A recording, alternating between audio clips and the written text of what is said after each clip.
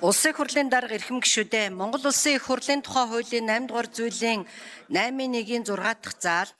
25 дугаар зүйлийн 25-ын 7 дахь хэсэг Монгол Улсын их хурлын чуулганы хуралдааны дэгийн тухай хуулийн 23 дугаар зүйлийн 23-ын 1 дахь хэсэг заасныг тус үндэслэн байнгын хорооны даргыг сонгох тухай асуудлыг байгаль орчин хүнс хөдөө аж ахуйн байнгын хороо 2026 оны 7 дугаар сарын 1-ний өдрийн хуралдаанаараа хэлэлцээд дараах санал дүгнэлтийг та бүхэнд танилцуулж байна. Байгаль орчин хүнс хөдөө аж ахуйн байнгын хорооны хуралдаанд Улсын их хурлын гишүүн, Улсын их хурлд Монгол Ардын намын бүлгийн дэд дарга Уу Отгонбаяр, Монгол Улсын их хурлын тухай хуулийн 25 дугаар зүйлийн 25-ын 7 дахь хэсгийг үндэслэн байгаль орчин хүнс хөдөө аж ахуйн байнгын хорооны даргад Улсын их хурлын гишүүн Минд Баярын мандахыг нэр дэвшүүлж хэлэлцүүллээ. Минд Баярын мандах нь 1981 онд төрсөн нөхөр хүүхдүүдийн хамт амьдардаг. 1998 онд Монгол Улсын их сургуулийн дэргэдэх хэл бичгийн гүнзгийрүүлсэн лицей бүрэн дунд сургууль, 1998-аас 2002 онд аялал жуулчлалын удирдлагын дээд сургуулийг эко аялал жуулчлалын менежмент мэргэжлэр, 2003-аас 2005 онд Их Британи улсын Вест Лондон коллежийг аялал жуулчлалын удирдлага, 2007-оос 2008 онд Их Британи дахь Америкийн олон улсын их сургуулийг тус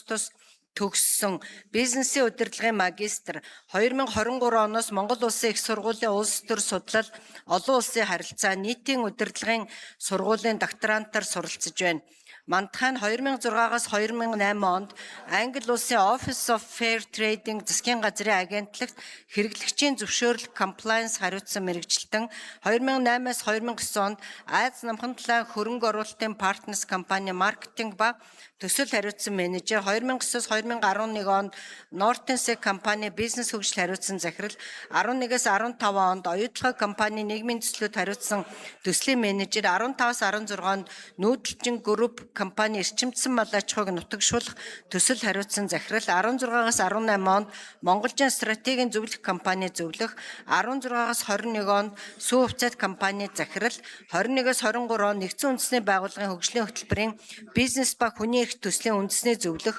2023-аас 24 онд социал-демократ эмэгтэйчүүдийн холбооны ерөнхий нарийн бичгийн дарга, 24 оноос Монгол Улсын их хурлын гишүүн, 25 оноос Монгол Улсын их хурлын хүнс хөдөө аж ахуйн дэд хорооны даргаар ажиллаж байна. Байнгын хорооны хуралдааны үеэр Улсын их хурлын гишүүд нэр дэвшигчтэй холбогдуулан асуулт асууж үг хэлээгүй болно. Байгаль орчин хүнс хөдөө аж ахуйн байнгын хорооны даргад Улсын их хурлын гишүүн Минд Баярын мандахыг нэр дэвшүүлсэнийг хуралдаанд оролцсон гишүүдийн олонх буюу 76.2%-аар дэмжсэн болно. Улсын их хурлын эрхэм гишүүдээ байнгын хорооны дарга сонгох тухай асуудлыг хэлэлцсэн талаарх байгаль орчин хүнс хөдөө аж ахуйн байнгын хорооны санал дүгнэлтийг хэлэлцэн шийдвэрлэж өгөхийг та бүхнээс хүсье. Анхаарал тавьсанд баярлалаа.